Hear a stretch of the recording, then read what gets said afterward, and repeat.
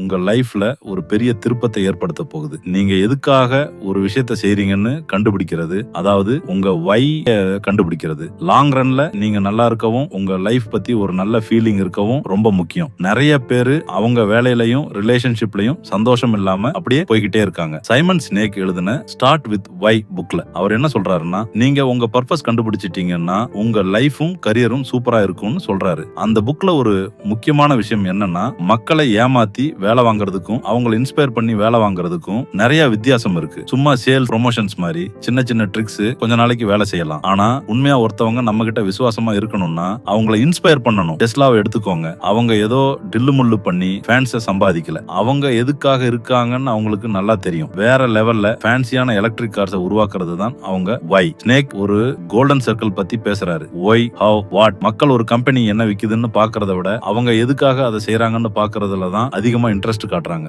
Apple கம்பெனியை எடுத்துக்கோங்க. அவங்க வெறும் கம்ப்யூட்டரை விக்கல, டெக்னாலஜியை மாத்தி அமைக்கணும்னு நினைச்சாங்க. அவங்களோட ஸ்ட்ராங்கான வை தான் கஸ்டமர்ஸ் அவங்க கிட்ட அவ்வளவு லாயலா வச்சிருந்துச்சு. இது நம்ம மூளை வேலை செய்யற விதத்தோட கனெக்ட் ஆகுது. நம்ம எமோஷனல் பார்ட் ஆஃப் தி பிரெயின்ல தான் முடிவுகள் எடுக்கிறோம். நல்ல லீடர்ஸ் அவங்க நம்புறதுக்கும் அவங்க செய்யறதுக்கும் சம்பந்தம் இருக்கிற மாதிரி நடந்துகிட்டு நம்பிக்கையை உருவாக்குறாங்க. கம்பெனிஸ் அவங்க நினைக்கிற மாதிரியே நினைக்கிற ஆட்களை தான் வந்து வேலைக்கு எடுக்கணும். ஏன்னா ஸ்கில்ஸை கத்து கொடுக்கலாம். ஆனா ஒருத்தவங்களை உங்க கம்பெனி கல்ச்சருக்கு ஏத்த மாதிரி மாத்துறது ரொம்ப கஷ்டம். சினேக் இன்னொன்னு சொல்றாரு, இந்த கோல்டன் சர்க்கிள் ஒரு மெகாபோன் மாதிரி வேலை செய்யும்னு. ஸ்டீவ் ஜாப்ஸ் மாதிரி லீடர்ஸ் வைய கொடுப்பாங்க, மத்தவங்க அதை செஞ்சு முடிப்பாங்க. ஆனா சக்சஸ் கொஞ்சம் ட்ரிக்கியானது. கம்பெனி பெருசாகும் போது அவங்க வை மறந்துட்டு வெறும் ஹவ் வரையாவையும் வாட்டடையும் மட்டும் போக்கஸ் பண்ண ஆரம்பிச்சிருவாங்க. அதனால ஒரு கட்டத்துல ஸ்டக் ஆகிடுவாங்க. அச்சீவ்மெண்ட்னா ஒரு கோலை ரீச் பண்றது. ஆனா உண்மையான சக்சஸ்னா நீங்க உங்க பர்பஸுக்கு உண்மையா இருக்கிறது. அது நீங்களா இருந்தாலும் சரி, உங்க கம்பெனியா இருந்தாலும் சரி, உங்க வைய தெரிஞ்சுக்கிட்டு அதுபடி வாழ்ந்தீங்கன்னா உங்களுக்கு ஒரு